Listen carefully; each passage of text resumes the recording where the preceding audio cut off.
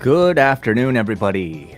This is the Wellness Policy. Welcome to all of you guys joining us live at youtube.com/postwrestling. This is the very first live broadcast to the world edition of the Wellness Policy. Millions and billions of people watching us right now. My name is Wai Ting.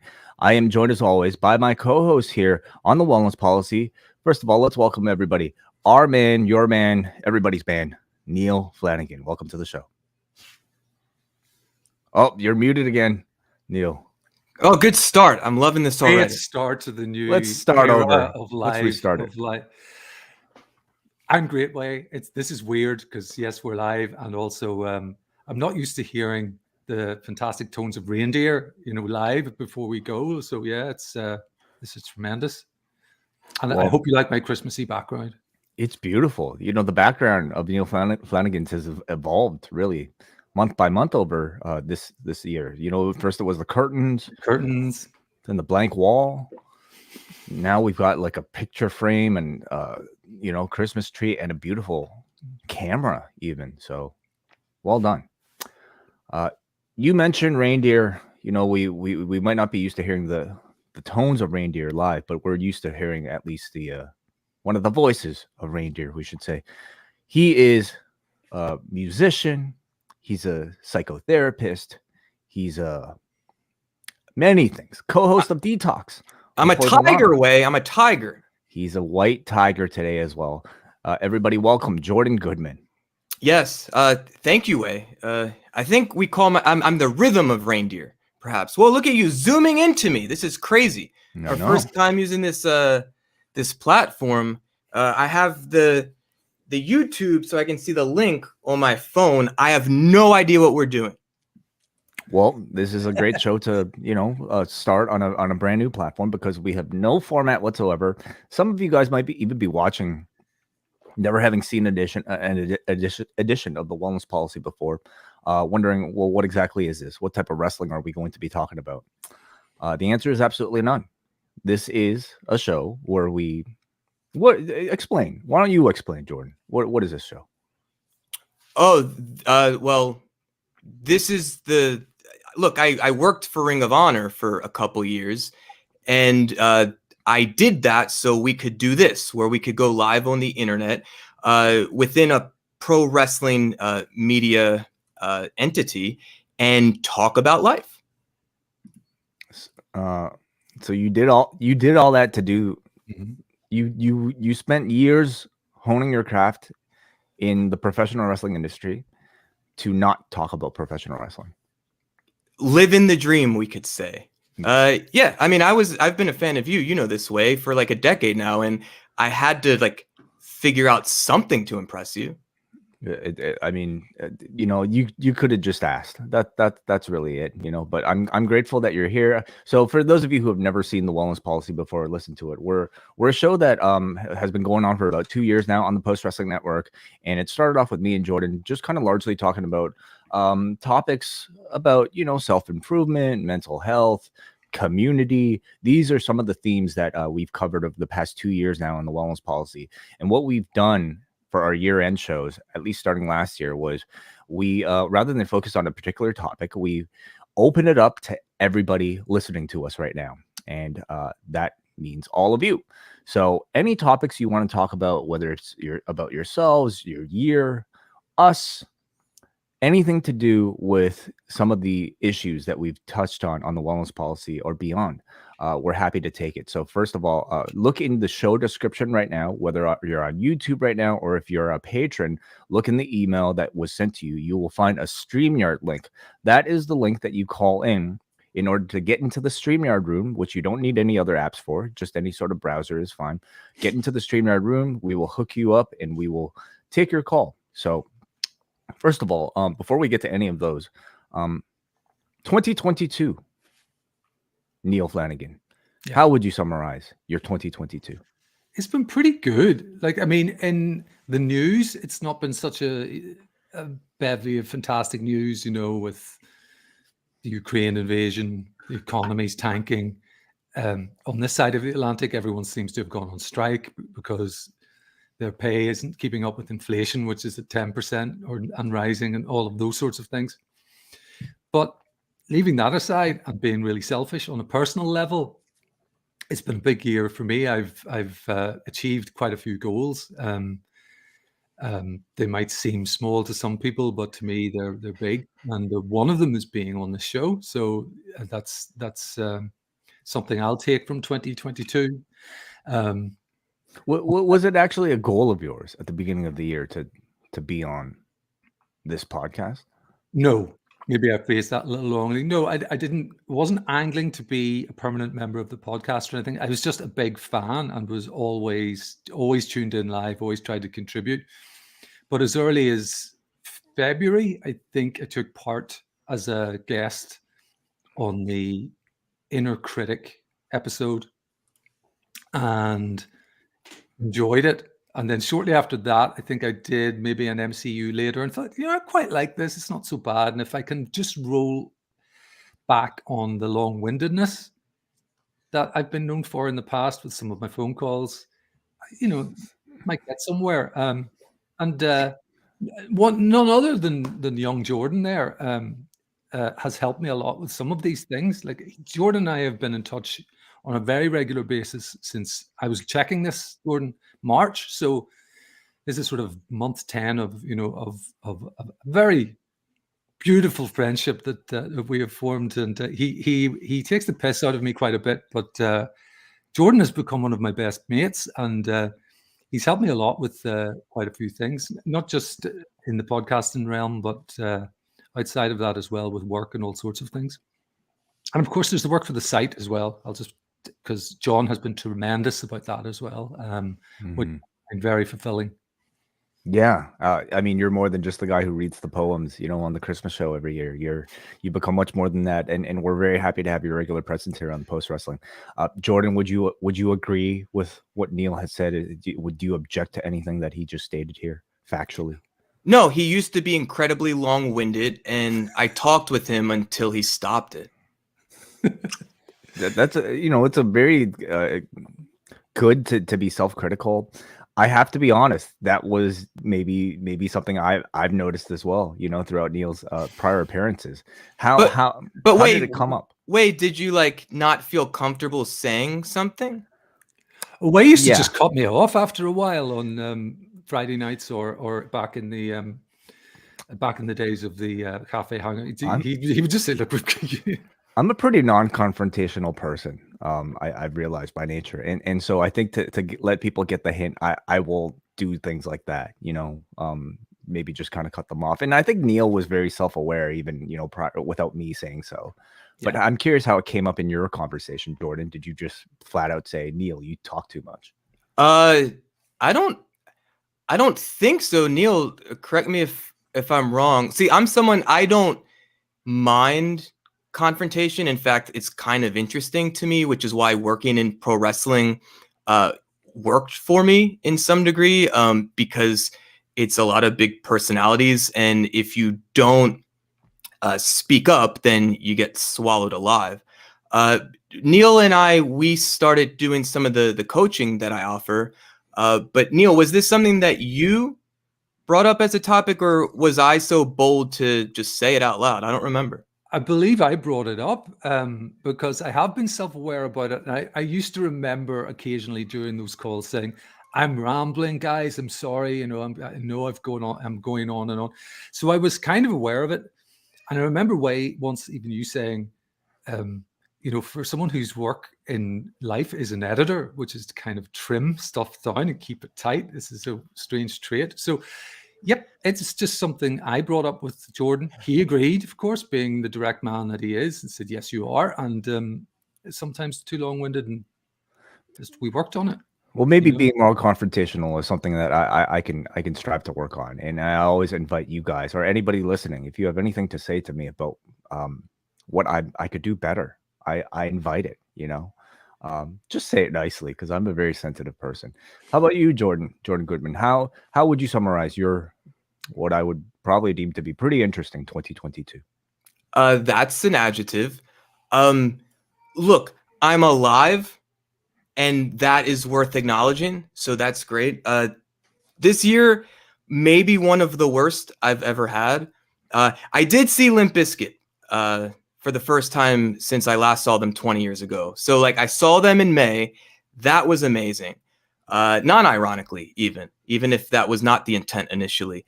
But I got COVID, and now it's been 7 months later, and I'm still struggling to breathe every day, and I get super intense chest pain more days than not, and I'm blowing my nose, and I'm coughing, and I'm very uncomfortable.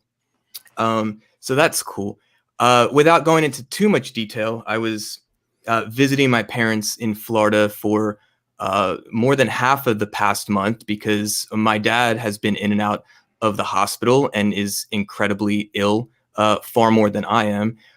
So that has been interesting. It's been very new. I'm feeling feelings that I haven't experienced before to this degree. And it's pretty intense. While I was in Florida, my lovely girlfriend Lily came with me. We made sure to stop by a Rainforest Cafe, and I got a mug with my name on it. So I am ending the year on somewhat of a high note, we could say. Worth it.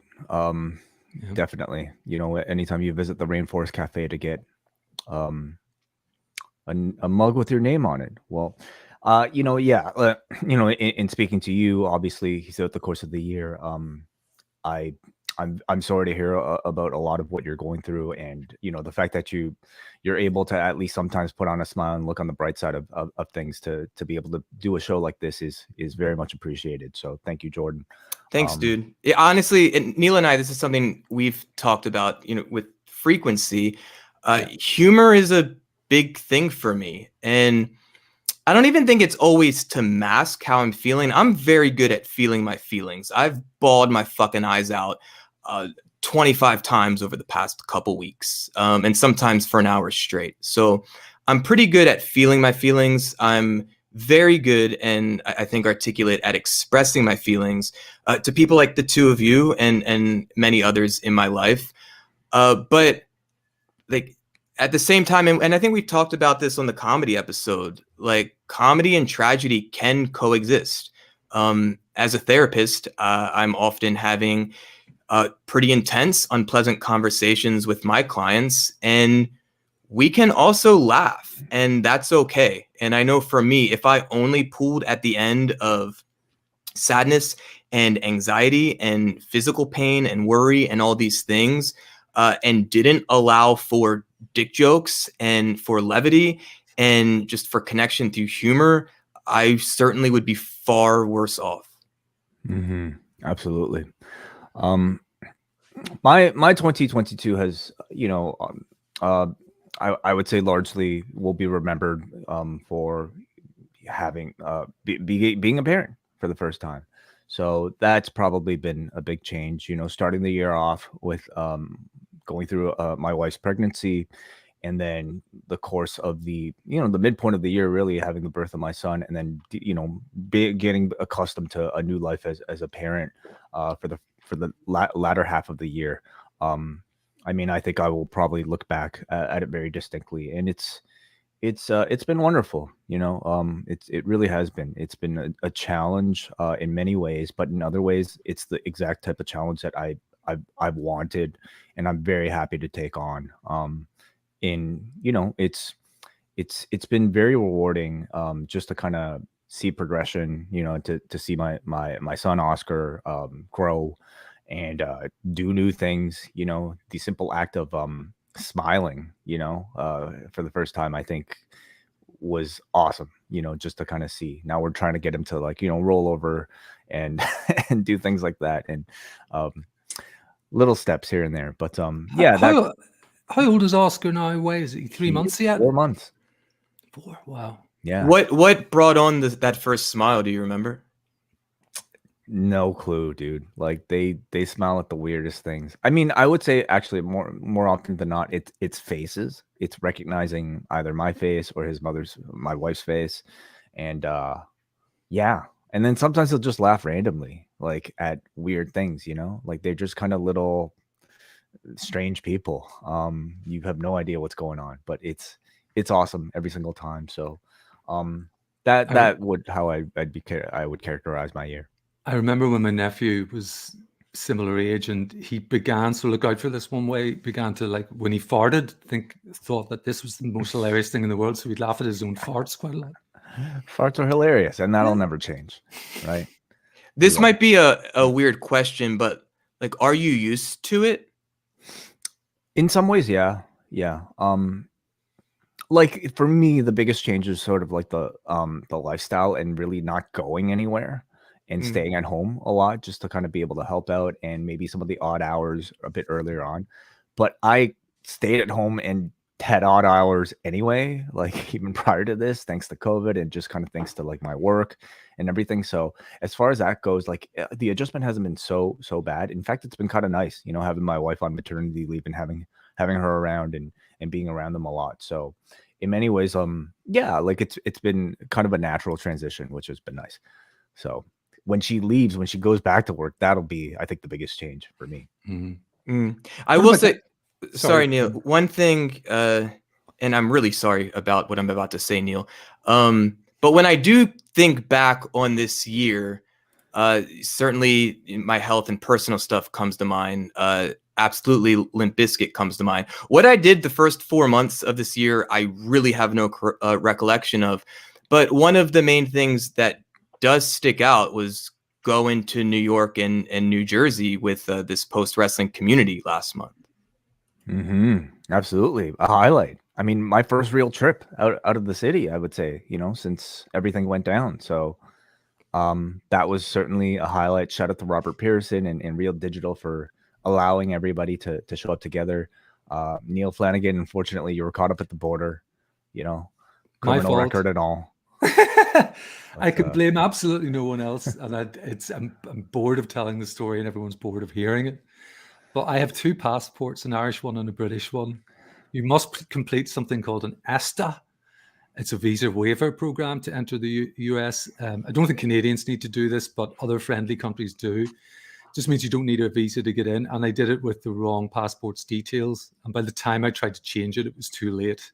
It's normally a really simple process. In fact, I think a machine does it. You get an acceptance pretty much instantly. But because the passport I was traveling on didn't match, they were perfectly liberty to go, hang on a minute, there's something wrong here. So it was just an oversight. But I immediately kind of pivoted to some positivity. Aer Lingus, the Irish airline, gave me full voucher to the value of my flights. Accommodation was not a cost I needed to worry about either. So I need to use those vouchers, and what better maybe than to go visit Jordan perhaps for a couple of days in Baltimore, and then the 2 of us maybe head up to Toronto. That's kind of my thinking. But yeah, I was very sorry to miss it though. But Jordan, in his kindness, I must say, I've mentioned this to him. I've thanked him for this because it was kind of a big deal. The night of the Pastel Lovers Times Square event, he brought me in virtually, you know, by FaceTime, or its equivalent. It was the Messenger, and passed me around the table to say hello to everybody. And that was a really nice touch. Not everyone would have thought of that, Jordan. So thanks again for that. And I got to completely squash my beef, I think, with Andrew Thompson on that call as well. So, well, certainly Wai didn't think to do that, Neil. No, well. Oh, I'm a very selfish person most of the time. I'm incredibly self-centered. So thank you, Jordan, for being able to offer that. I will try to, you know, reluctantly give some of my spotlight perhaps now out to the post-wrestling audience that is listening to us right now. We already have a bunch of people waiting in line to try to get some calls in.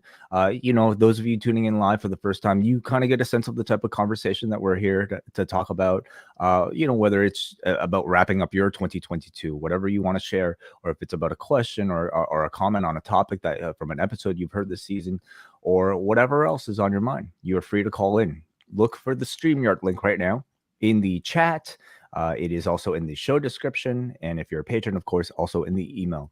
This person called in even before we went live on air. So let's go to him first. Mr. Steve Grows Weed. Welcome. Yes. How's it going, guys? Hey, What's Steve. up, Steve Grows Weed? Tis the season. Tis the season. Yes. I'm not To going grow to turn weed? it because, yeah, I don't want to turn the camera because you'll get thrown off YouTube. Yeah, I don't really even know what to say, man. I'm just like I'm blown away. Has it been 2 years you guys have been doing this now? 2 full That's really years, crazy yeah. to me. Yeah. That's really cool. That's really cool. Yeah, I've loved Mhm. it from the beginning. I don't know. There's something about this show that does it for me. Maybe it's my own mental health issues that I have to. So this is the one I gravitated to. But Maybe yeah, you're just really, high all the time, Steve. yeah, and I like to hear people talk about their feelings. Because you get your feels when you smoke enough weed. But, Braden Harrington in the chat room confirms Steve grows good weed. yes, he got the sample during the patron meetup at Dynamite. So Wow. it was yeah, it was so cool. A bunch of people just jumped off to the side, and apparently they were going to do shots. And I'm just like, I want to be a part of that. So I went over there and started lighting joints. Next thing you know, we had a post-wrestling smoke circle going off in an alley off to the side. It was pretty awesome. David Abraham was there. So that was a lot Yes, of he fun. was. Next to the home hardware. Yes, I remember. Yes. Yeah, the guy came out looking at us funny. But yeah, How would you summarize your year, Steve? my year's been a roller coaster, man. It's been crazy. Just so many things going on in my life between being a new grandfather again, the trials and tribulations that come with that. My wife's been in college for the whole last year, so she hasn't been working. So it's just been tough with that, especially with the economy going the way it is. So it's so yeah, it's been a roller coaster every year. But I mean, I'm here, I'm doing well, and shows like this help me get through this. One of the big revelations I felt, this year, we did an episode on parenting, of course, on this season of the Wellness Policy, and one of the big revelations was to learn that we have a grandparent listening to us, and in Steve Grows Wheat, a multi-time grandparent. So yeah, I'm at what 2+1 now. how old that's is how I like to your put it. youngest right now? He is a month and a half now. A month and a Wow. half. Incredible. Yes. Yeah, he's redhead too. Gotta populate. Gotta, Yeah. Oh yeah, mutants. That's what they call us. um But yeah, go ahead. Well, I'm curious actually to hear from you. Are there any topics on the Wellness Policy that you would like us to cover perhaps in the new year? Because we're here for that too, looking for suggestions. I mean, yeah, like it's hard to I've thought about that a lot, and it's hard to pinpoint one thing. It's just, but just getting the imposter syndrome stuff you guys covered a little bit. There's a lot of that. Lots to do with self-confidence. I feel like and maybe that's what most of it is really. But yeah, having confidence to get out there and do things is something I've struggled with. I know a lot of people that do, and it's just so something like that would be great. Which again, I feel like you guys have covered to a certain degree. So Steve Grows Wheat, I'm curious, man. Like going live on YouTube takes like a certain amount of audacity. So what gives you the courage to do this right now? You guys, I don't know why. There's something about this show that just draws me in. And yeah, I feel incredibly awkward. Even when we were doing it on Zoom back in the day, and I wouldn't be on the actual show itself, but I knew I was on camera if I had my camera on. And I noticed I touched my face way too much. Like even how you guys were talking about Stone Cold being a very handsy talker, I'm that same guy. You'll see, I like to wave around. I like to be animated. So yeah, thinking about that, watching yourself on camera is a weird thing.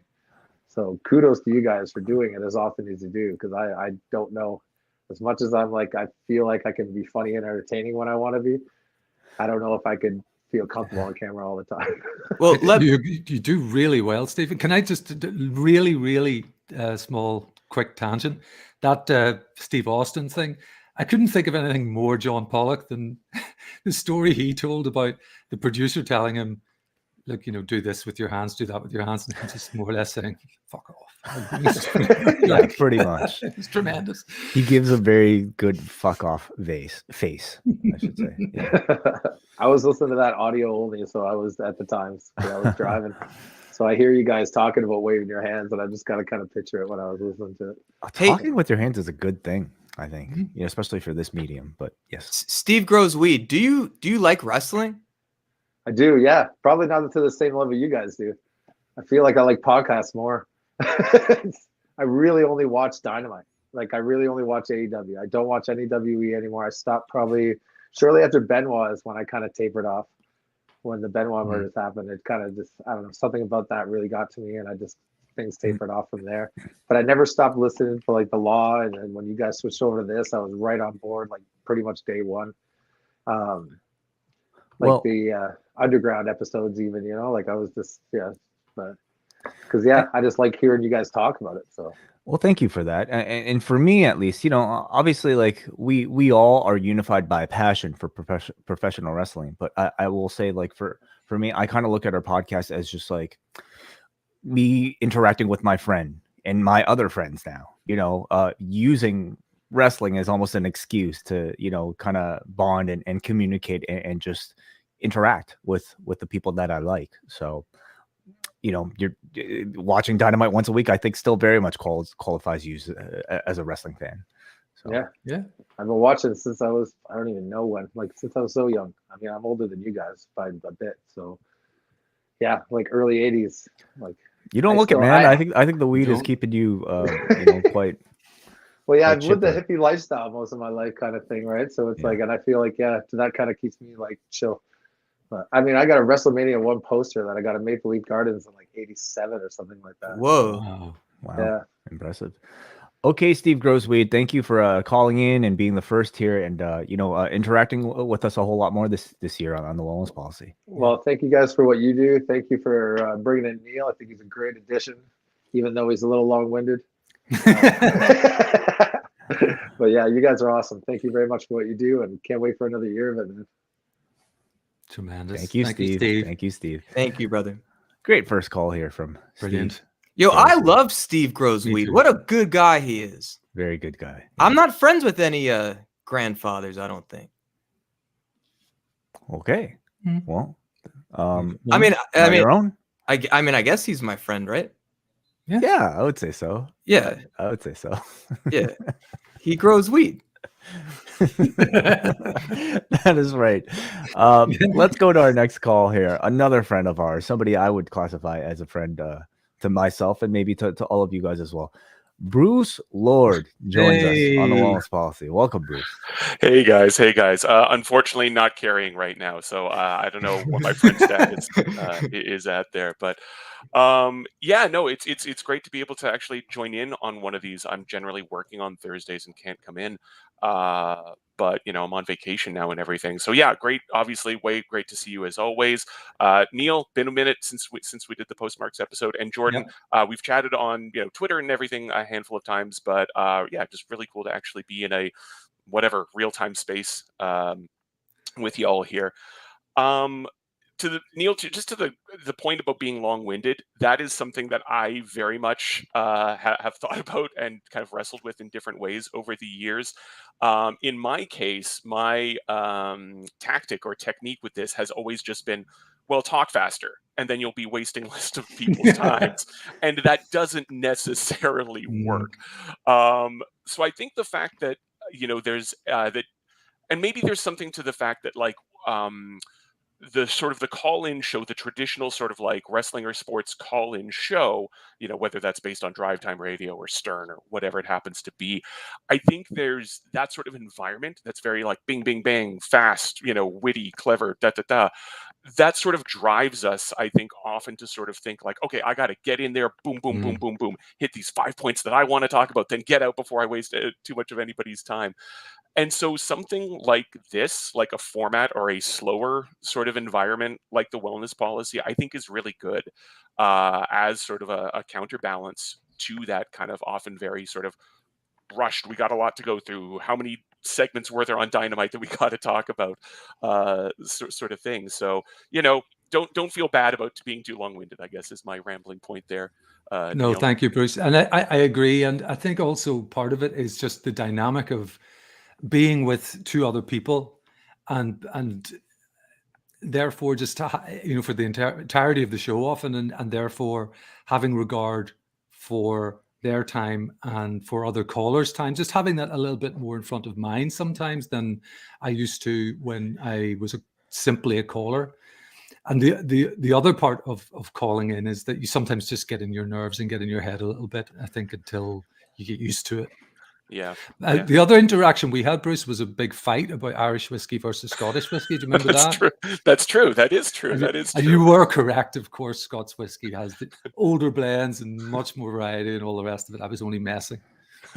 No. All in good fun. And like I said, there's a long running, jab with my partner who's of Irish descent as well about the relative quality of Irish versus Scotch whiskey. But one of the things that Steve was sort of bringing up there about imposter syndrome, or the question of getting comfortable calling into a talk show, podcasting, or whatever it is. In terms of my experience with that, I was somebody who was, at least for a long time in elementary and high school, very, I don't know that I was necessarily shy, but I just wasn't comfortable speaking in front of strangers or people that I didn't know, or people that I didn't already have a degree of friendship or relationship or whatever with. There were a couple of things that sort of helped me with that in high school. I think of all things, taking like drama classes and just acting on stage was really, really helpful in that regard. And then a few years later on, when I ended up as part of my grad school, I was TAing, i.e., kind of running a tutorial of undergraduate students. And I found that incredibly stressful. And if we're talking about imposter syndrome, being somebody who's just 4 or 5 years older than a bunch of other students, who's just done the reading a week ago, the same as they have, and now being in a room of 20 strangers and them all looking to you with as something of an authority figure, but not a real authority figure, and then having to sort of run and guide and a class and speak to them for an hour and a half was incredibly stressful. I was literally, I'm not making this up, I literally threw up beforehand the first like 3 or 4 times I had to TA. It was very stressful. And so, but then, that was very much a trial by fire situation. Once you've had a couple of just stony dead classes that just don't go anywhere, where nobody wants to say anything and just time is dragging.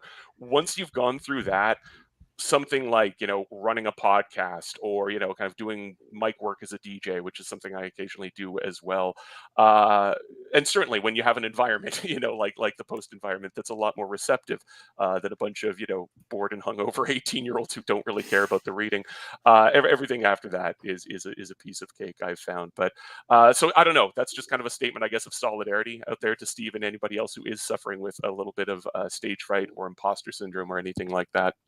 Well, Bruce, I relate in the sense that I've been a music teacher for well over 15 years, and I've been a psychotherapist for 10 years now, and many of the people I've worked with were older than me.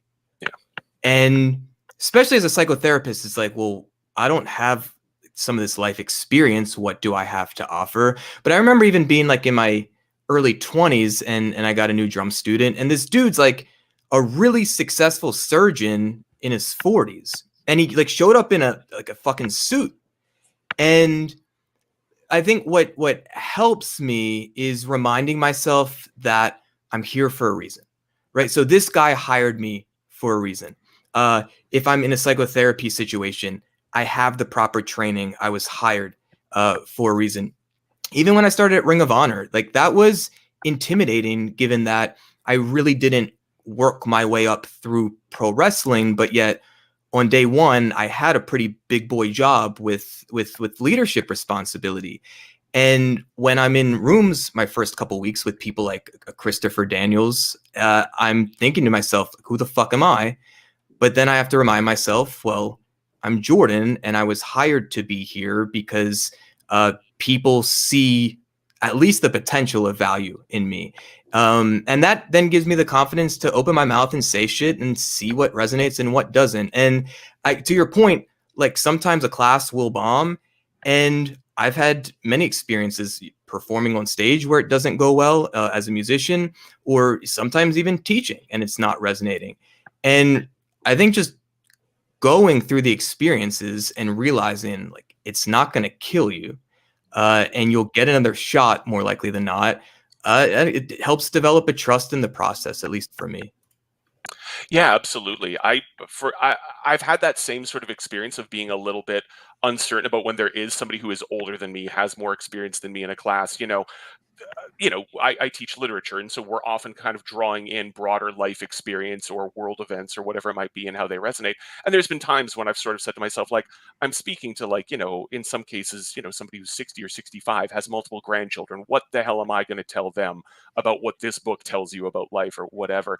But I find kind of one of the cool things about that, to your point about interacting with people who have a lot of experience or are older than you. One of the things, and certainly I found this as I get older, the older that you get, the more you understand or the more you feel grounded in the environment or the context that you are in. And so therefore your businessman drum student or whatever it is isn't going, he's not just going there because, oh, my parents want me to take this, or because I was bored on a Sunday, or like, I don't know, this is like a breath credit that I need. That person is going to you because they are looking for a certain experience or a certain type of instruction, or reaping the benefits of the skills, wisdom, information, whatever it might be that you have. And once I kind of realized that, once I sort of realized, like, oh yeah, my older students have like a much clearer set of expectations, or they're going to be maybe a bit more attentive to me because they understand the larger purpose of the class that they're in. That really helped. I found, like, that you were sort of able to kind of recognize the I don't know, the different skill sets or the different experiences that other fellow adults or older people have, that are different from your own. And if you're not kind of stuck in your own kind of like high school insecurities or whatever it might be, you benefit from listening to those people, from finding out about their jobs. They've lived a life. What's that like? You'll learn something from interacting with those people.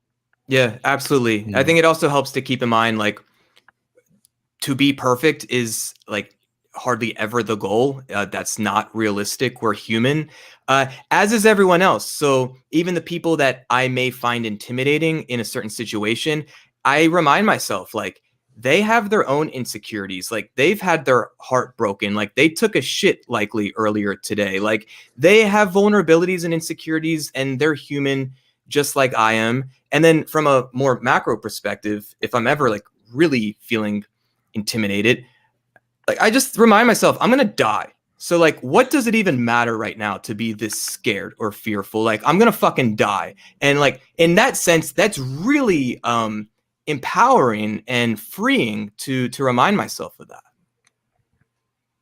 Yeah, absolutely. I look, as one of the post, token goths here, I'm a big fan of the whole like memento mori idea and holding on to your imminent mortality at all times, for certain. Um, I probably don't want to take up too much more time. I know there's a bunch of other people coming in, but just in terms of this year, it's, I think, like a lot of people, it's been a really mixed bag. I don't know that I've had anything as extreme happen in my life as Jordan's health issues, or Wai's fatherhood happening. But there's been a couple of things that have kind of stuck with me. Unfortunately, one of which is kind of wrestling with or thinking about grief in some new ways. I'm somewhat accustomed. That's a weird word to say, but I've lost kind of like older relatives, in the past, and that's kind of, I think, a pretty common experience. But I've had, on the one hand, the death of an older friend, or excuse me, an old friend, who's more or less my age, and he'd been ill for a long time. It wasn't necessarily a shock, but that's been kind of, I don't know, kind of churning around and causing some new experiences. And then, of all things, losing a pet as well for the first time in a long, long time.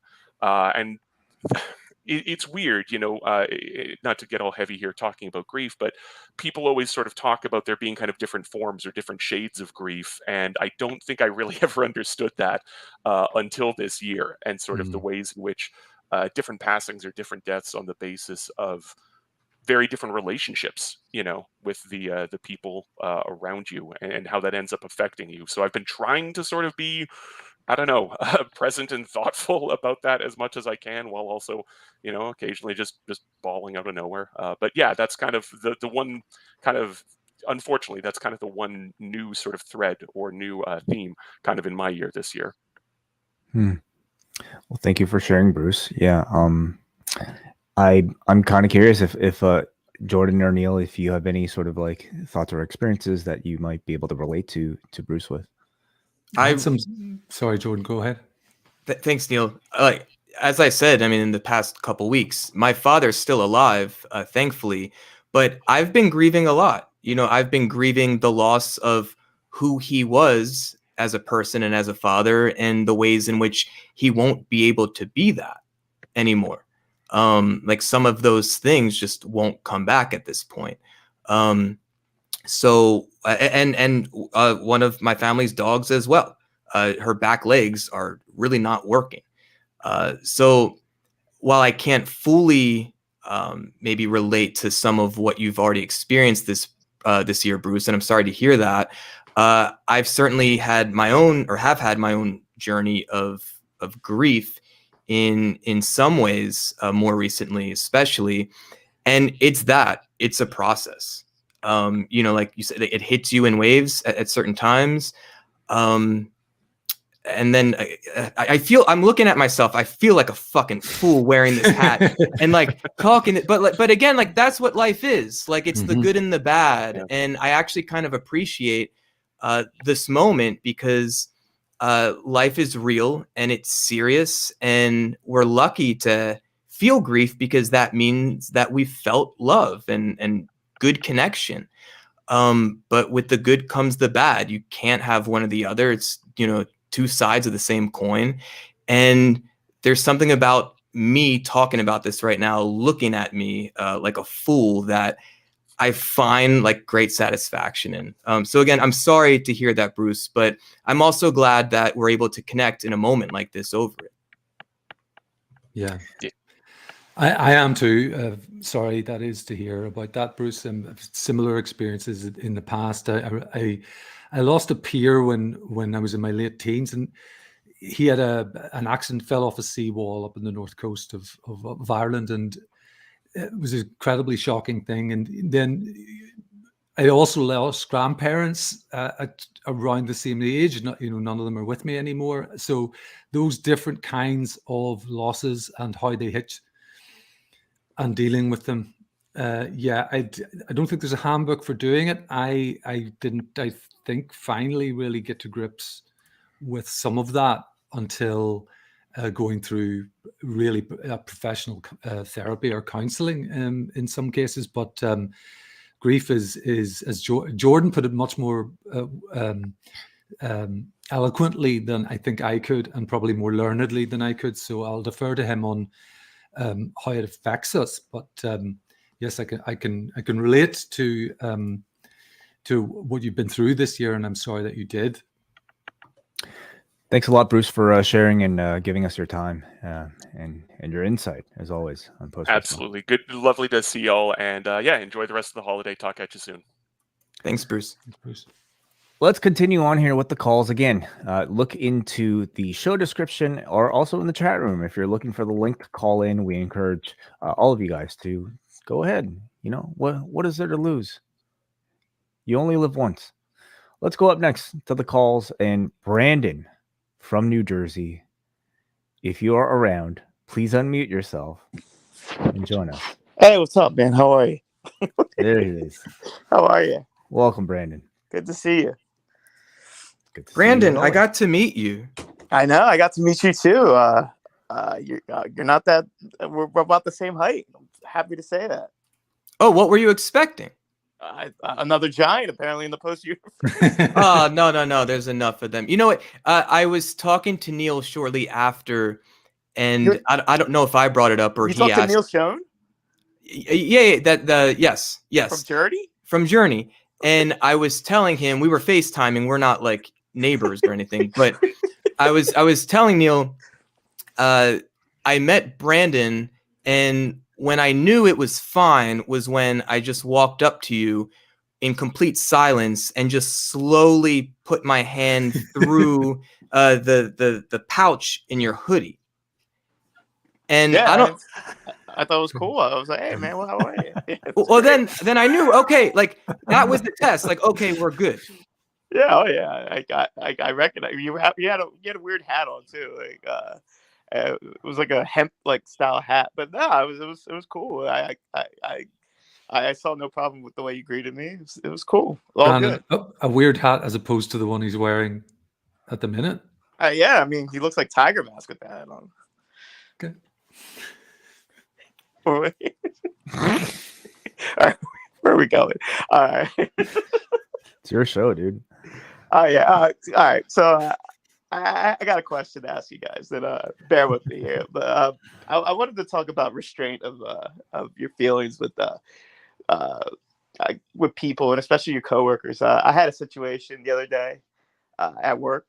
I told Wai a little bit of it, and I think I told a couple other people. Like I had to be restrained because I was so angry at what happened. This guy I work with just completely riding me for the past month, and it's the busy season, and like you know what I'm saying, like you don't need that much static. And I guess he got mad at me because I picked the run that he wanted because I didn't want to be out all night, and we got into a little tussle. Well, no blows were thrown or nothing like that. It was just more like hold me back type of situation. So I wanted to ask you guys, like, what is the limit to what I use like a little breathing technique to calm myself, and it was good that I drive for a living because I can relax and reassess the situation and just be with myself and just calm myself down. And what's a good suggestion when something like that a situation is coming to a head, and what would you do in that situation?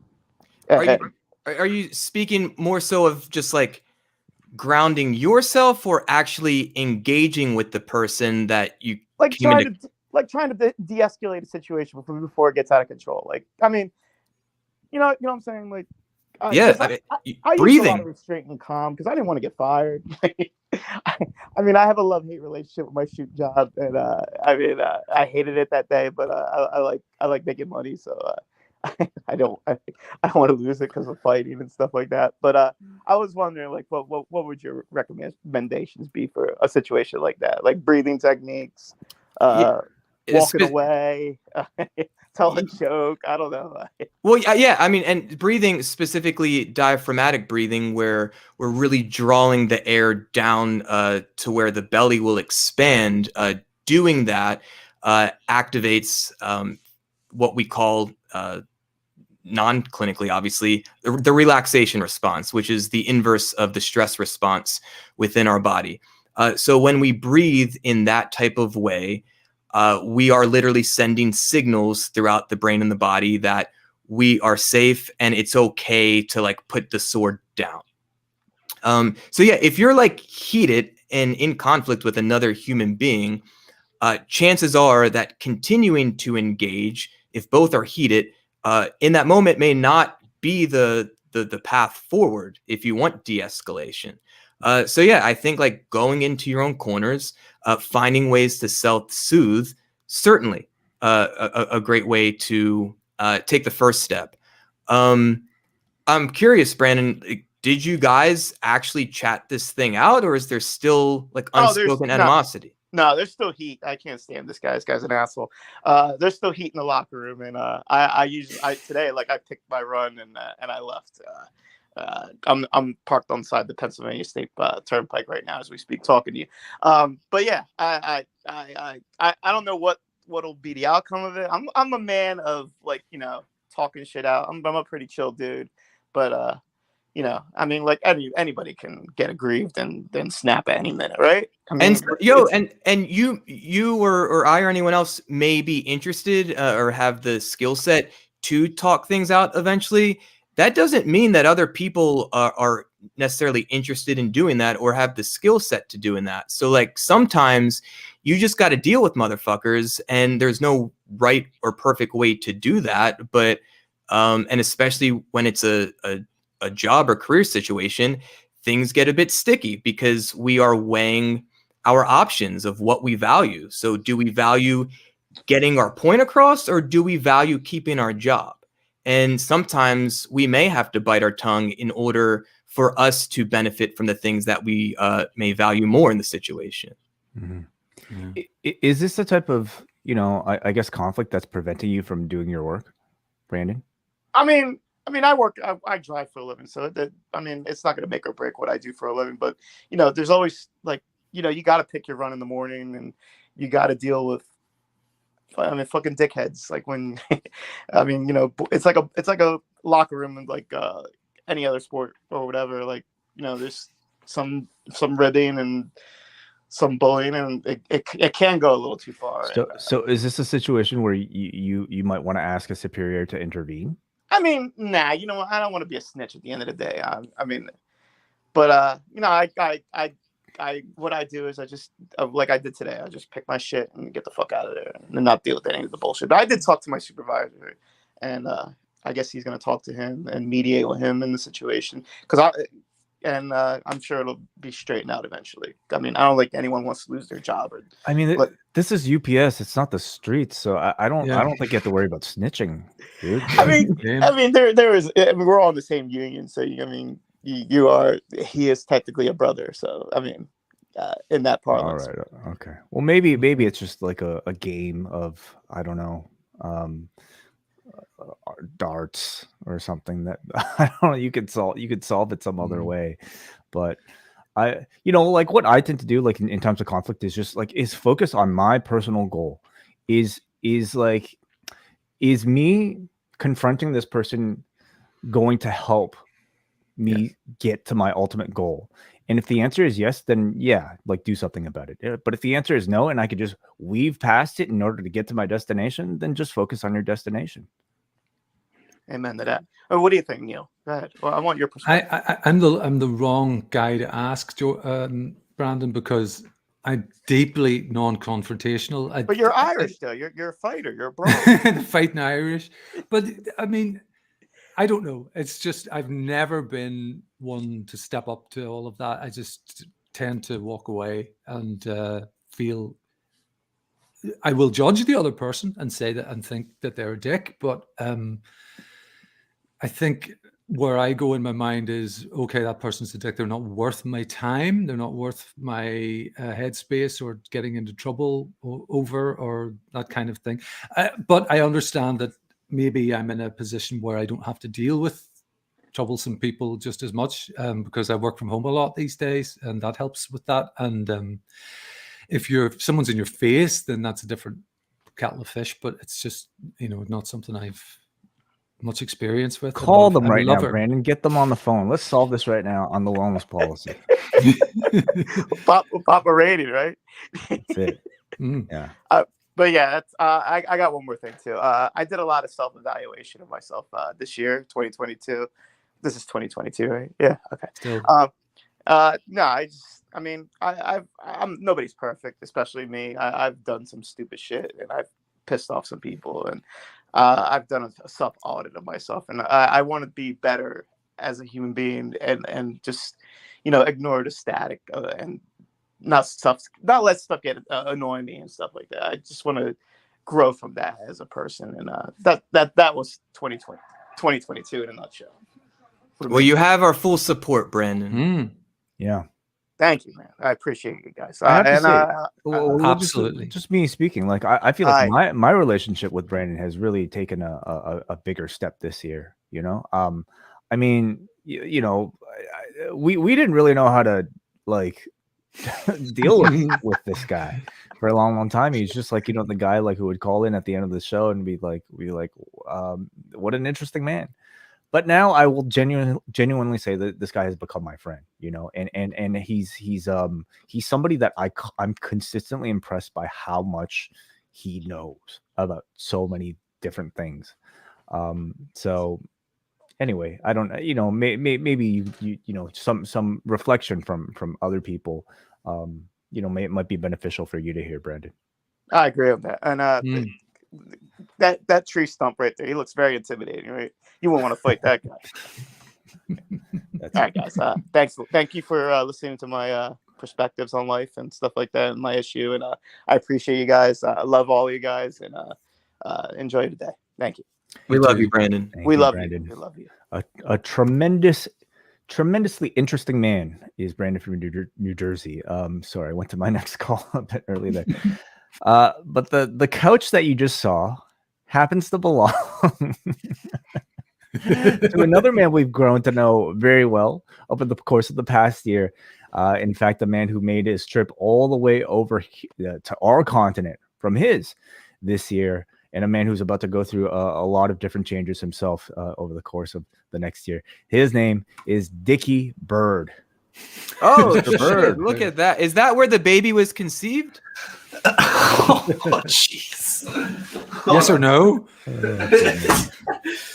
It's a sectional. Well, it's a recent purchase. It folds into a couch so that I can collapse at any point in time.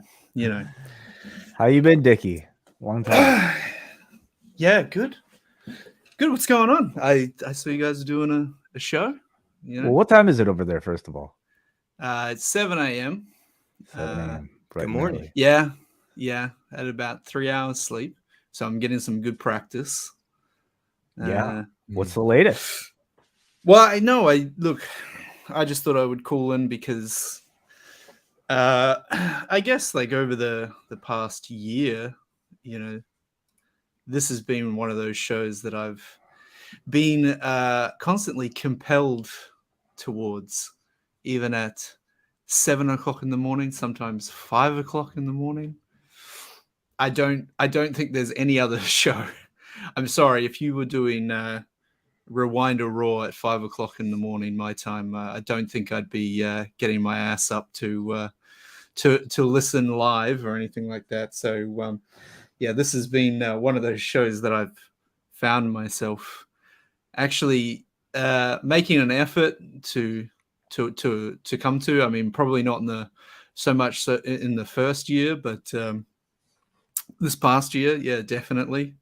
I was looking. Why is that? Why is that? Care to elaborate? What are the reasons? Oh no, just I think naturally just started. I think like in the first year and stuff. I don't really have an answer. I think it's just like sometimes you don't. You hear something's happening, and again, like I said, it's on at a very early time, my time, so it's not the easiest thing to catch. But I think I kind of eventually got interested, and then started calling in, and you started doing topics that I think really talk to me and stuff. Things like I think probably like things like. Obviously, like setting goals in the inner critic. I think setting goals is like the first one that I came around to. But even like the bummer summer as well, and of course fatherhood and stuff. But Neal's edition probably brought me along as well a bit more too, because a good friend. But yeah, I think I just wanted to probably congratulate you guys, because it's I mean it's crazy listening to I was listening to John Pollock talk to Josh Nason on the Wrestling Observer interview. JNPO, yeah, JNPO. A great show. I'm not a subscriber, but that one was for free, and I enjoy Josh Nason's voice, I guess. And he was also present in Newark, actually. Yes. Well, that's what that show was about. But hearing John kind of mention that, like, his greatest achievement over the 5 years has been the community, and more specifically mentioning like this show. And I echo those thoughts completely. That's kind of how that's how. If John is listening right now, like, we should say a specific phrase that like I could ask him about afterwards. Like, if John Pollock is actually listening to this right now, tweet out this phrase. Okay, what's the phrase? Dicky, you call it. He wouldn't do it anyway. I would have said like Dicky is a big mother. I'd say Dicky is a big motherfucker. He could tweet out. Okay, I don't think he would do that. No, he's not going to do that. All right, whatever. I don't think I don't think John takes commands like that anyway. Yeah. You know. I'll do what I want with my hands, producer. That's right. So yeah, I guess I knew I was going to be up late last night, and I was like, I really don't want to have to get up, but I thought I'm definitely going to make the effort to get up and just say that yeah, I've really enjoyed this year of shows, and I've had a roller coaster this year of things and going places. Tell us about it in 30 seconds, Dicky. What have you been through? I've only got 30 seconds left. Oh, I'm sorry. Did my Patreon funds I've been told to get on people's cases when they're being a bit long-winded here. So that's all. Right. I'm sorry. I didn't realize I fell into the long-winded category. Neil, we'll have to catch up after this. We'll have our own support group or something. How do you get your hair so perfect at this time in the morning, Dicky? The talk of the chat room, really. Yeah. To be honest, oh my God, I woke up like this, but I didn't really sleep that long. So it doesn't really, it just, Okay. But yeah, no, look, 30 seconds. I mean, I guess I had, I retired at some stage in April due to failing health.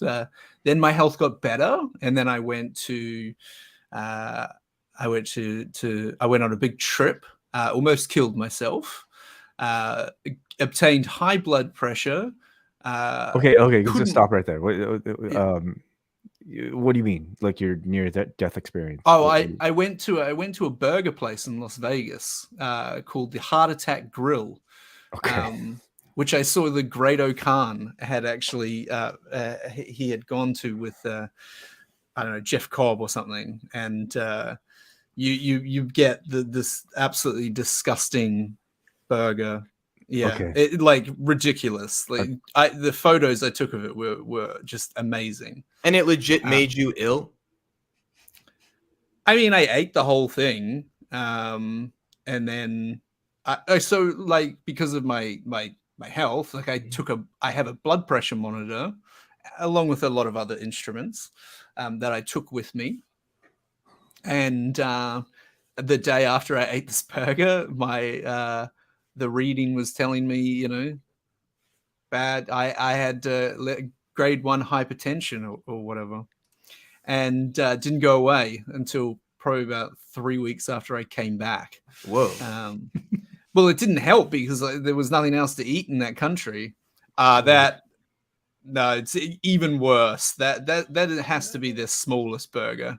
Oh, is that really? even the real thing? Isn't it? Is it? You said Fat Burger, right? No.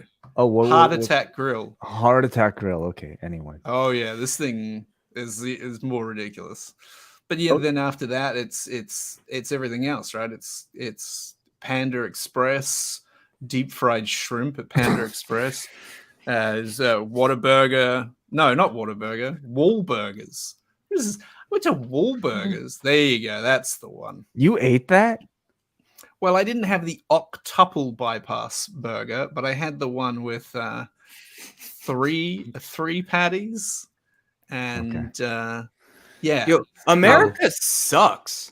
Like what the fuck? Like this, the whole branding is like a hospital gown and shit. Yeah, worth dying for it. It literally says. Oh yeah, I don't think so. It says on the door when you get there that you have to pay cash because if the check doesn't clear and you're dead, it's not sort of thing. Amazing. Yeah. So please continue, Dicky. I do have to speed you along here. I unfortunately. Sure. No, that's fine. You get a talking to from Jordan. I gotta take a shit, Dicky. I'll take it. Hey, I will compliment you all on your extremely Neil and Jordan on your beautiful HD view now. I don't know if that's just this is not helping. This is not helping, buddy. This is not Dicky. What happened the rest of your year? Let's get rest of my year. Oh no, that was it. Then I found out I was going to become a dad. And now I really am retired. So there you go. You know, it's just, Oh, that's it. There you go. beautiful. Nothing's happened since then. You Hey. all know the story. One question for you, Dicky. What is the goal? What's your goal for your goal setting that you want to tell the world right now? Putting you on the spot for 2023. So for 2023 goal setting, you know, I think my focus is just 100% on you know, being a dad and just figuring that out and trying not to, I don't know, fuck all that up. Which, you know, I don't think it will, but there's still a lot of unknowns going into this thing. And, you know, I'm just going to the baby store and just buying a bunch of stuff that I think I need, because I feel like I don't really know what I need. So there you go. Christmas this year is literally just unwrapping all the baby shit that we bought and wrapped for ourselves and pretending like it's for us. And that's the rest of our lives now, right? When's this baby coming? Late April. Okay. So yeah, WrestleMania baby. Good stuff. Yeah, cool. We're trying to figure out names at the moment. So maybe, Do you know gender? 29. it's going to Isn't be it a boy. 29. Congratulations. It's gonna be Name WrestleMania. for a baby? Sorry, 39. I was going to say, jeez, yeah. Some wrestling fan. Roman, good name. Yeah, Roman Bird. I was thinking like Sammy, maybe, Sammy. or Zane, or John Cena. All good choices. Dicky, I want to say in all sincerity that I'm touched by your comments. It's cool, that, you know, like ostensibly the wrestling podcast that is about mental health and well-being. For people like you, maybe the podcast that gets you up at 7 a.m. That's deeply humbling. And I also want to echo what you mentioned about John on that podcast. I told him in private in New York that I really appreciated that. So I want to say as much publicly. It means a lot to me personally. So I appreciate all of you guys that find value in what we do here once a month. Thank you, Dicky. Love you, Dicky. Appreciate you as always. Take care. Enjoy the Bye. Bye-bye. Bye-bye. Bye. Okay, we got a bunch of calls to get to. You know, I'm gonna get to this guy because I believe he's at work and he's taking time off specifically just to get to us. So, Stefan Kyle, go sign. Welcome to the Wellness Policy. Hey guys, thank you very much for taking the call. Yeah, I had to drop off there to take a quick meeting, but I'm back now. What's up, bud? Well, honestly, wanted to say thank you guys for the show. I know it's in no way intentional, but it seems like a lot of the topics you guys picked over the last year came through for me when I needed them the most. It was a really difficult year. I lost my father at the beginning of the year. We lost an aunt. We lost a grandmother, and a few other members of the family. And trying to move through all that grief, and also, you know, trying to remember that even though I'm still grieving, I'm still a father, and, you know, having to look after my kid and look after my wife and, you know, all of that.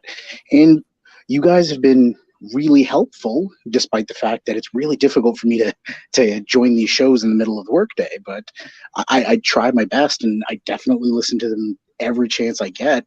And I know how difficult and how intense some of these discussions can get, and I can only imagine how emotionally draining they are for you guys.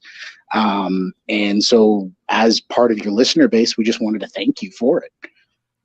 That's very kind. Amazing. Mm-hmm.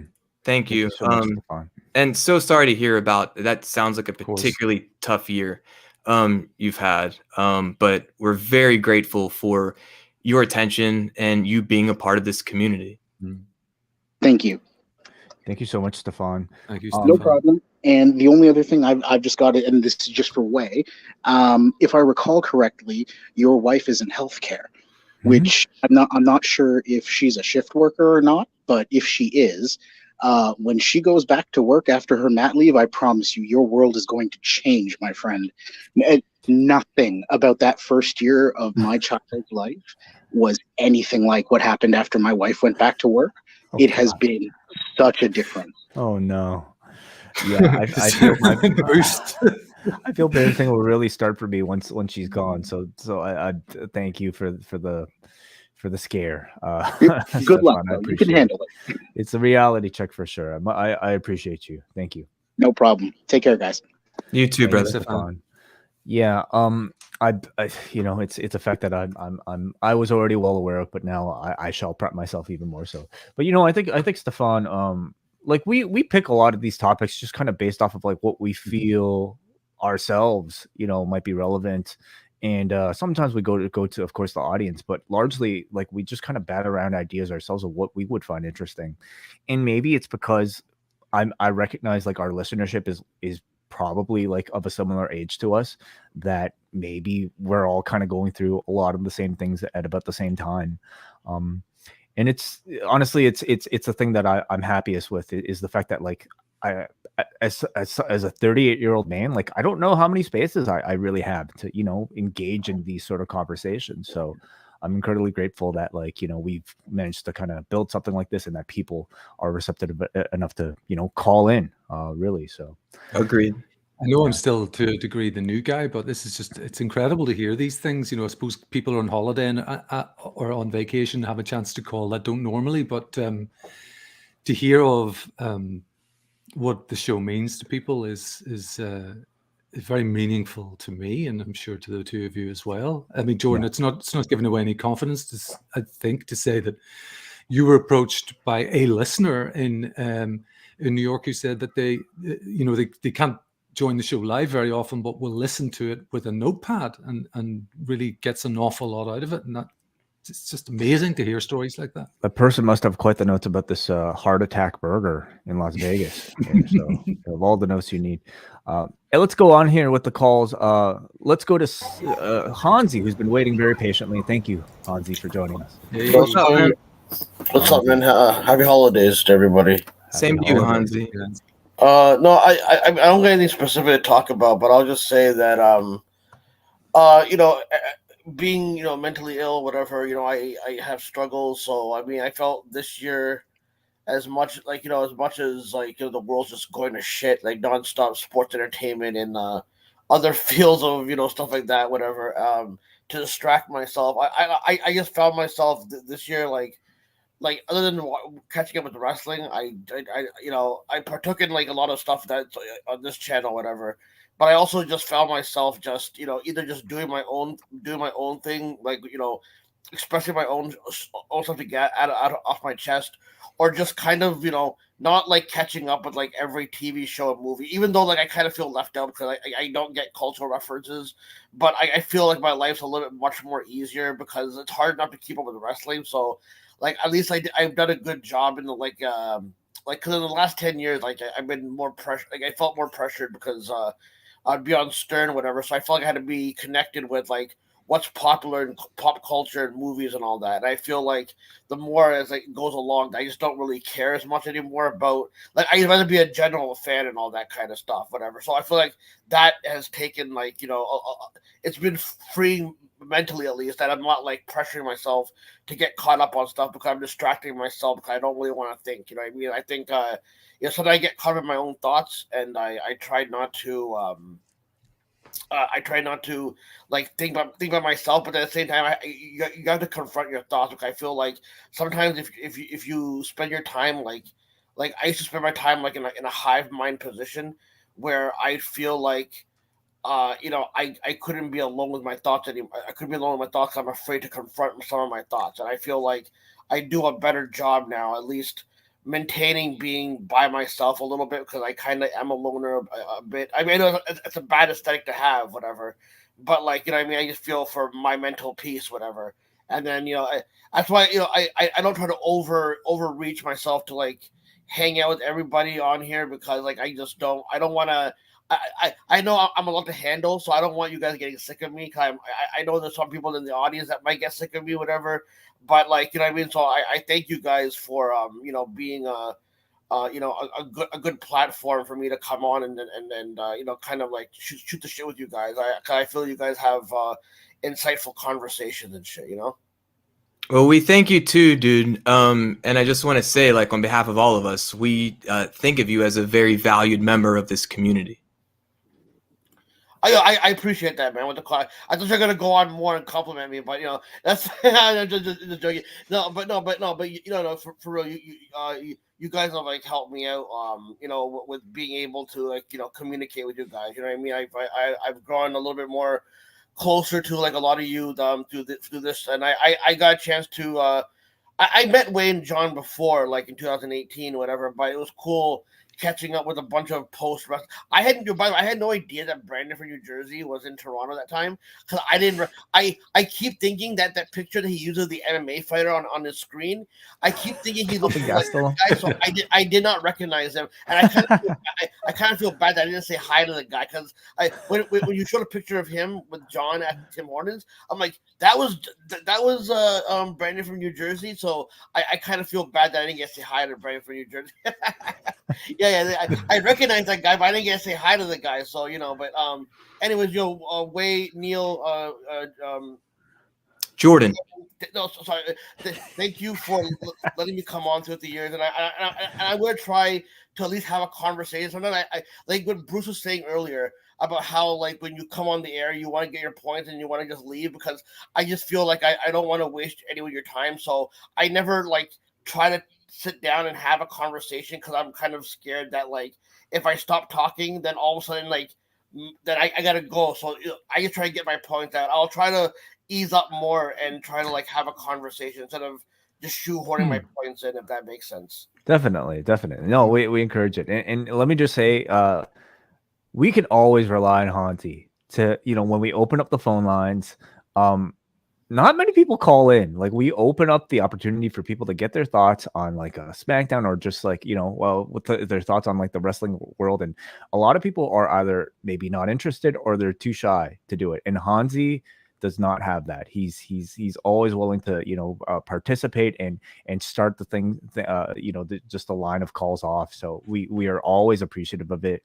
And I would also say, yeah, I think, don't be so self-conscious. Yeah, I know, like, we made the whole show almost like ragging on Neal, but even like Neal, like, when you were able to call in, like, we were just incredibly grateful that anybody even decided to do it. So by the way, I don't feel like I'm above calling in or anything these days. It's simply because the addition of Rampage has made the call-in portion like early morning for me. It's like 5 a.m. or something. So I know the Friday night call-in just has to be on delay for me these days. But and another thing, just real quick, Hanzi, that moving away from trying to watch it, I've been watching way less television this year, and I think I'm better for it.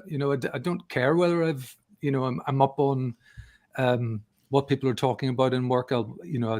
There's a few things, some really marquee TV like Succession I really enjoy, and the recent series Andor, the Star Wars spin-off, and things like that. But I don't really bother keeping up with television just to sort of have something to talk about with people in work. And I think it's probably that's a change that probably I've made this year for the better, I think.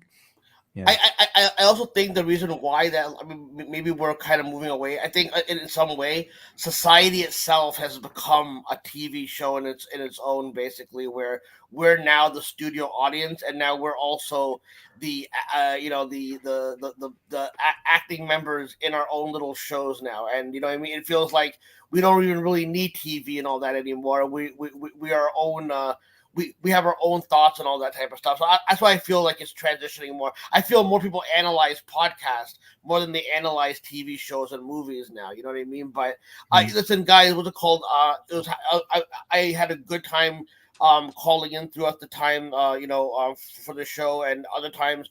I wish you guys the best. Happy holidays, happy New Year. I know there's no call-in show, so I just wanted to give everyone in the post-wrestling community happy holidays, and thank you for being the one. I think honestly, this community has also helped me not go to more of the toxic communities where I used to be on Periscope a lot, and it's because it's my only place that I could kind of like just do video recording. But the problem is that, like, there's a lot of like very unsavory people that would come in, and then bring your. I never feel that my mental health is like at risk when I'm interacting with anyone here. So thank you for being understanding, and I enjoy talking to you, and I'll talk to you guys in the new year, and Merry Christmas to all you guys. Thank you, Happy Hanzi. holidays. Thank you, Hanzi. Much appreciated, as always.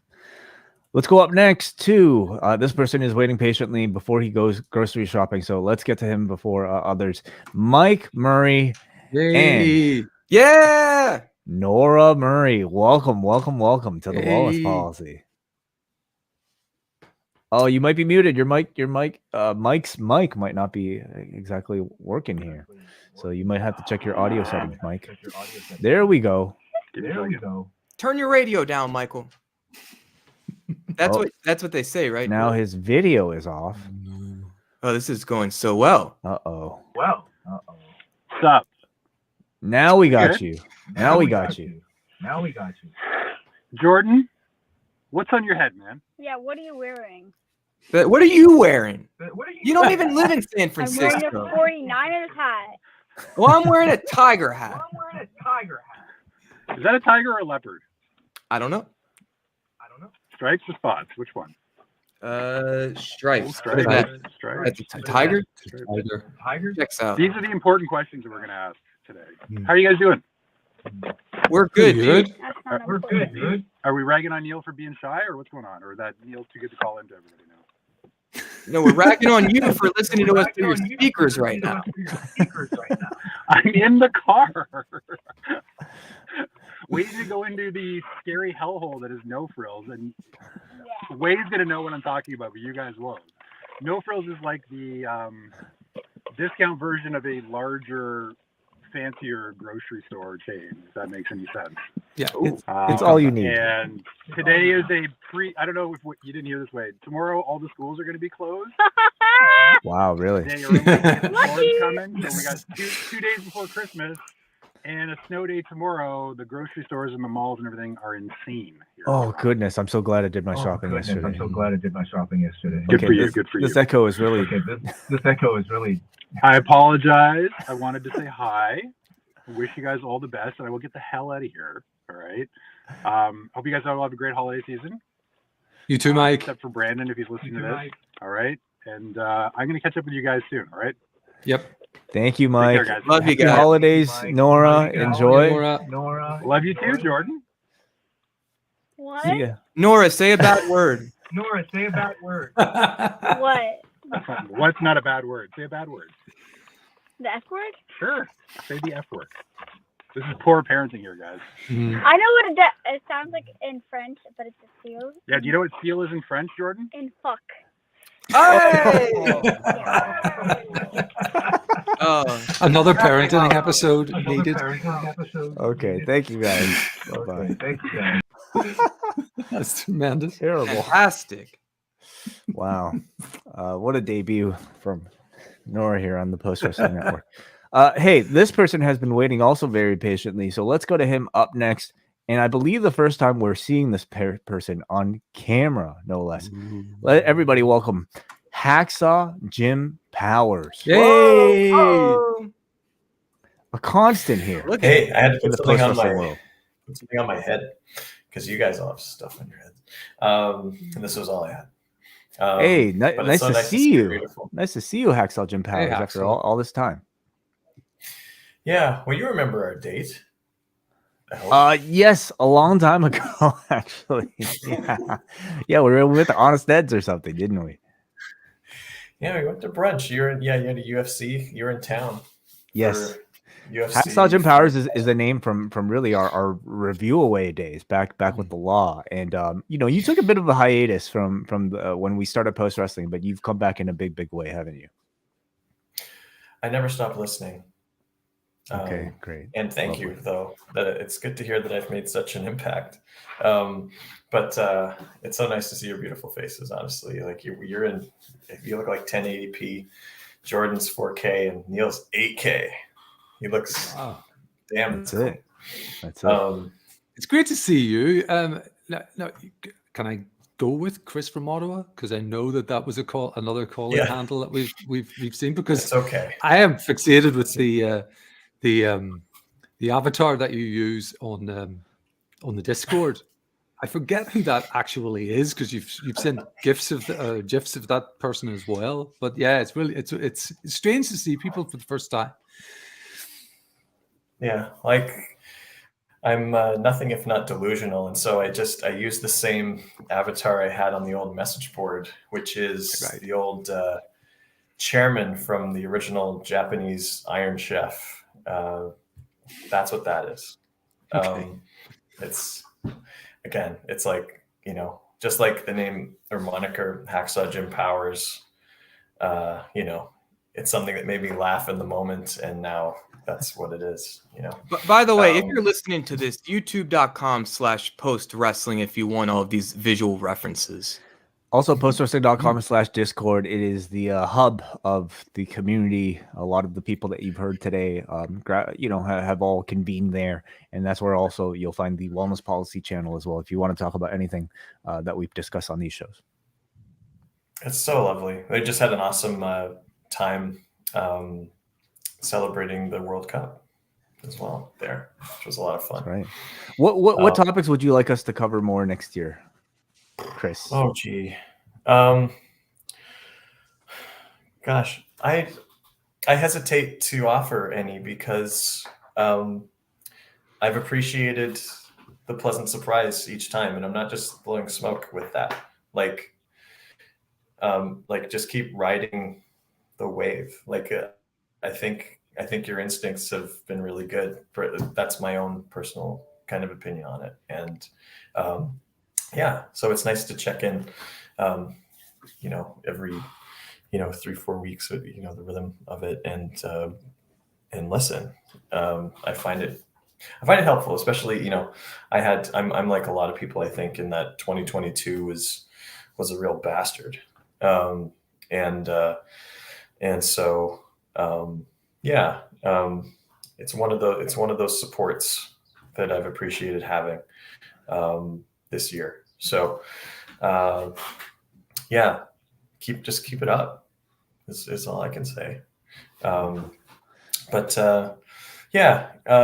sort of to that point, although not being an active participant in those shows or episodes, but it's one more thing that kind of that I'm grateful for, in that kind of this. It seems like the last 3 years have been the loneliest kind of years, as a species, maybe. Mm-hmm. And so reminders like the Wellness Policy, I'm fortunate where I work to have a number of support, and mental health programming to help us through. But they're all a continuing reminder that we aren't alone in this lonely kind of posture, I guess. So and the Discord, not necessarily designed to be maybe like that kind of support, but I'm grateful for it, and was happy to become part of that community a couple of years ago. It's great. Agreed. Thank you, man. Thank you, Hacksaw. Thanks, Hacksaw. Thanks. Yes. Yeah. Happy holidays and Happy New Year. Same to you, buddy. buddy. Holidays. Thank you, buddy. No, it's certainly not a fact lost on me that I mean, if there's any sort of silver lining to the pandemic, it's that technologically we have been, I guess, better equipped now than ever to handle that sort of isolation. And in some ways, a lot of relationships were birthed out of that weird social dynamic. I know people that got married because they spent lockdown together after dating for a short amount of time. So, and my friendships with the two of you and this creative partnership was a result, really formed during this time. I met my girlfriend on a dating app way before there was even talk of a vaccine or anything like that. So yeah, it's we're fortunate to have this, and I do want to say I can't let this go, Neil. I noticed you said GIF, but then you also said GIF. So like, can you not just choose one? Yeah, and it was pointed out in the chat as well. You should choose the right I think one. I was deferring to Wai because he's a big GIF guy, the inventor of the Okay. format. Also the Fuck that guy. GIF. Okay. So what do you go with though? Typically, Neil.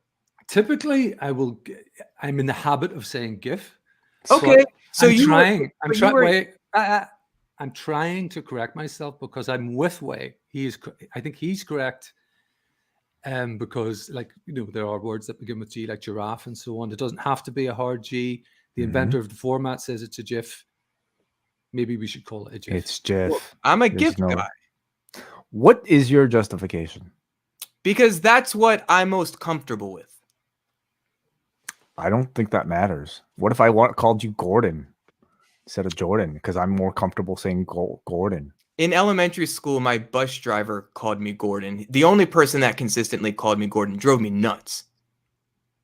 Okay. I called him Jordy once and did not get a good response. So my gym teacher. It drove you nuts, so you encouraged that person to stop. And I'm going to encourage you to stop calling it. No. At the time, I did not have the self-confidence or communication skills to correct the bus driver. Oh, okay. But now you would. Oh, certainly. Just as I will continue to use the pronunciation of GIF. All right. Well, you do what you want with your life. Look, I'm the one with. Okay, go, please. Kevin, is it GIF or is it GIF? My favorite peanut butter is GIF. So, yeah. Good answer. Yes. Hello. What's up, guys? Been a year, been a minute, actually. Yes. I haven't called in since July, and it dawned on me that it's been a minute, so I just wanted to brush things off and say hello. And I know we're late into the show. I'm just very grateful I didn't have to follow Nora because Hack, you did a superb job, but a small child saying fuck is the greatest thing that's in 2 languages going to happen today. In 2 languages. Yeah, no, I agree with a lot of themes and things that were shouted out on today's show. But if I could rewind 4 hours and 20 minutes ago to Mr. Grows Weeds segment, the confidence thing. I mean, I'm not on camera right now, right? So, but this show existing like 2 years ago, it was the announcement on the Christmas show going into 21. I was just like, this is the greatest show that I didn't know I needed. And it's been a doozy of a year for me, like a lot of other people in this great community, and I just value the shit out of you guys. I've got Nora and Keith and Rick Ross on my mind, so I can't stop cursing. So, but yeah, no, I appreciate the hell out of you guys, and just the fact that I went from never calling into any variation of a post call-in show to now my 5th call-in on strictly the wellness policy. It's a testament to how comfortable you guys are and chill, and just I appreciate the hell out of you guys. I just wanted to give you guys your flowers. That means a lot, man. So would you say, Kevin, are we working toward a goal of your video presence? Yes. 23 is the you will get my face. I'm just not really in a good. I'm moving soon, and I just. Kevin, what about like a quick peek? No, that's a shoulder, maybe. Oh no, Dickie's couch. Provocative. Dicky laid out on the couch. I can't get anything better than that. So we'll get there someday. I'm not even there yet. Exactly. So. 23 will be the year of me. So yes. Thank you, Kevin. But yeah, you guys are legendary. I love each and every one of you. Neil, I'm long-winded too, so never. That means you. I used to be long-winded. Can we go with that at some point? It's okay, solidarity, my brother. It's what am I trying to say? It's like it means you give a shit. You know, you're invested. You know, you're like you really care. You know, so how about that, Jordan? I guess I don't care. You do care. What the show? Yeah, I don't know. You care. I love you. He does. I love you Of course guys. he does. We love you too, brother. We appreciate you, man. Thank you so you. much, Uh, Kevin. Much appreciated. out. Have a great year. You know, just to be clear, we don't have to have people show their faces. It's you know, just the voices is all we need. In fact, just even you chatting and joining us in the chat room is all we need. So but yeah, it's a bonus. If it's a personal goal of yours that you want to, you know, make, then we would be happy to encourage it. Let's go up next to our last call on this edition of the Wellness Policy, and that is from the Windy City, Jake. Jake, welcome. What's up, Jake? Hey, what's up, Jordan, Wai, Neal? I just want Hey, to Jake. stop and say hi. I know it's been a good while. I've noticed that looking back, it's been a good while since I've been back here. So I decided to say hi and thank you for the great series of shows that you guys did this past year. And Neal, you did a splendid job, just taking the helm and talking about and in the reins of the show and just talking all the different issues. So I really appreciate that you are a part of the show now, man. Appreciate you saying that, Jake. Thank you. Yo, what you got on TV right now? Yeah, I'm mesmerized. It's like a little dollhouse. Like what is that? No, just commercials. I'm just watching hockey right now, so nothing special anyway. Got it. What's the game? Just the Predators and the Blackhawks. So yeah, it's fine. So And you're Jake, still you're the NWA World's Heavyweight Champion. And also the Money in the Bank holder. Right Oh, congratulations! So. When are we cashing in? I don't know. Maybe you'll see that in a couple weeks, probably. No, I'm just kidding.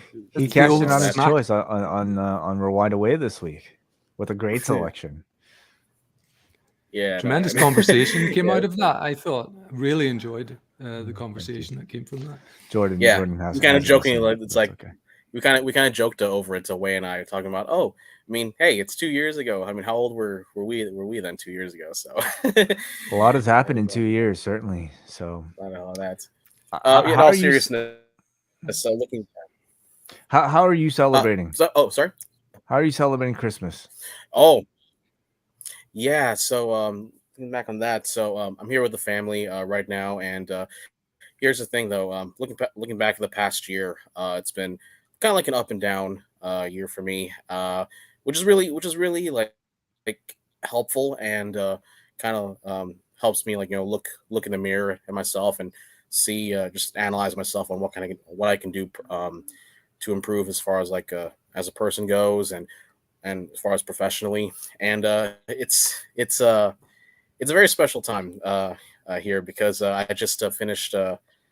I just finished my college career, and I'm now graduating with my Bachelor of Arts degree. So, congrats, man! Really well done.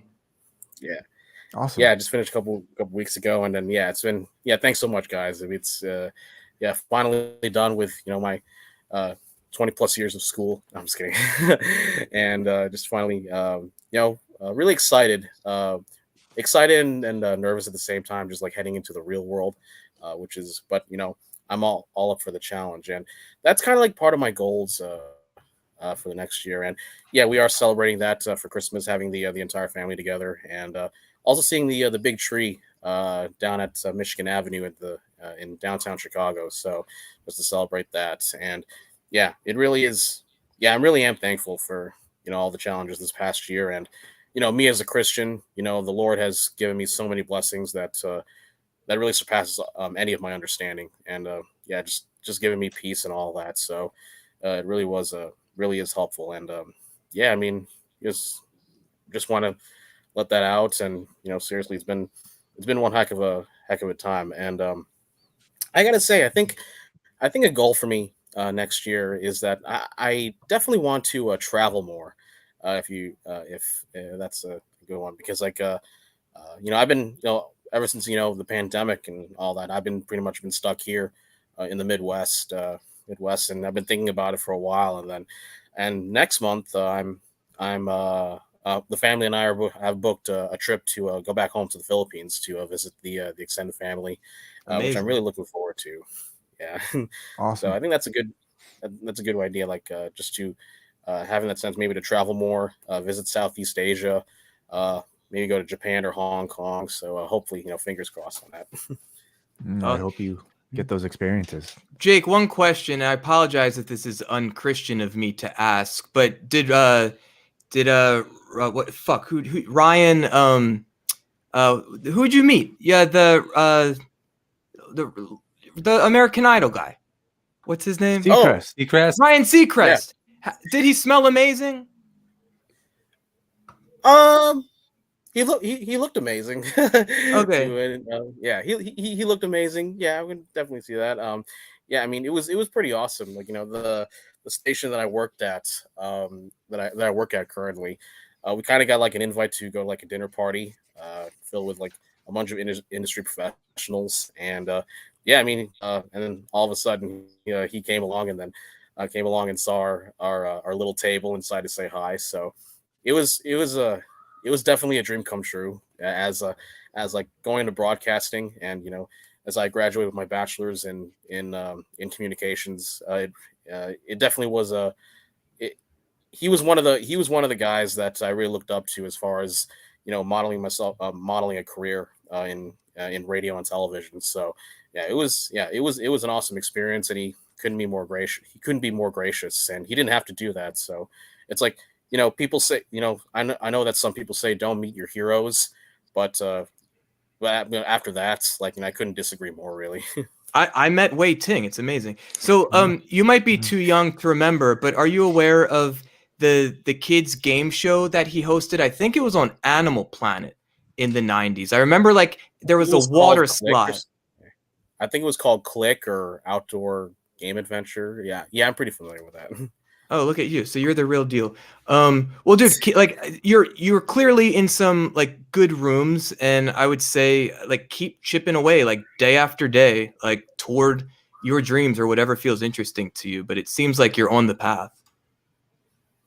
Yeah, it really is helpful, and it does assist when I have like a family and also a bunch of guidance and mentors that really help me out and give me so much important advice. And I know Wai has given me great career advice to back in the day. So yeah, it really does help along with that. So I mean, it's been a great time, and hopefully next year onwards, and 2023 will be a positive. Will be a much more positive side on that. Thank you, Jake. Appreciate it. All right. Hope you guys have a Merry Christmas, Happy Holidays, and I can't wait and looking forward to 2023. Thanks, guys. Happy holidays. Thank you, bud. Take care. Bye-bye. Just did not one know- correction.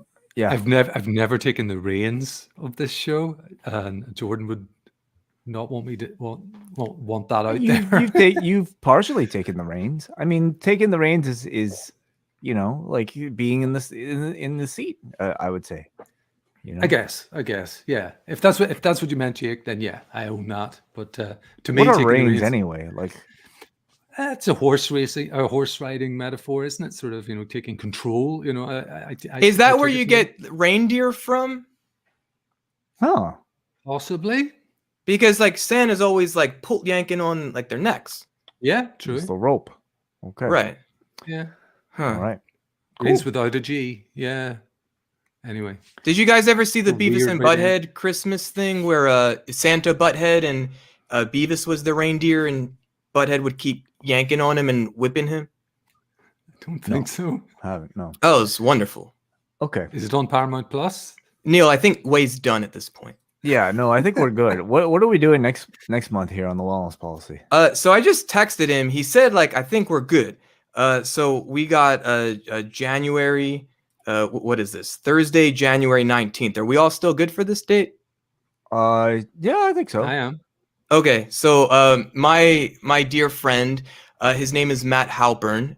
He is a world-renowned drummer in a progressive metal band that's Grammy nominated, even called Periphery. And Matt and I have known each other for much of our lives. We even had a podcast for many years called Chocolate Croissants Podcast. And Matt, more recently, at least on his own social media, has gotten a bit louder about his experiences of anxiety. I am someone throughout my life that has had my fair share of anxiety. And what a great way to start a new year by talking about our anxiety on YouTube. Wow. Okay. I'm very excited for it. This has been one that actually we were supposed to do earlier this year, but due to scheduling, unable to. So we're saving it for 2023 to kick our year off. So that'll be next month, January 19th. Mark it down in your calendars, 3 p.m. Eastern time, right here at youtube.com/postwrestling. Again, postwrestling.com/Discord is where you can interact with all of us. Mainly Jordan and Neal, but postwrestling.com/Discord is where you can find everything to do with the post wrestling community. Thank you, Jordan. Thank you, Neal. Where can people find more of both of you? Neal, you first. The Discord that we've mentioned several times tonight, I think is probably the best way to contact me if you want. I'm on Twitter as well at my name @Neal Flanagan. Jordan. You know what? Give Neal a follow this month. Let's boost his numbers this month. Okay. But thank you for the opportunity, Wai. Okay. Wai. 2 years. I just want to say thank you. It's been a pleasure. Likewise, Jordan. It's been a lot of fun, and thank you to all of you guys for actually paying attention, watching, listening, especially those of you who are bold enough to call in. We sincerely appreciate you guys. We filled 100 minutes. 105 minutes here of content with your excellent calls. So round of applause to the entire post wrestling community. And I will play the music. I've never done this live. So this wow. Look at you like a radio DJ. And until next time. Bye. Bye.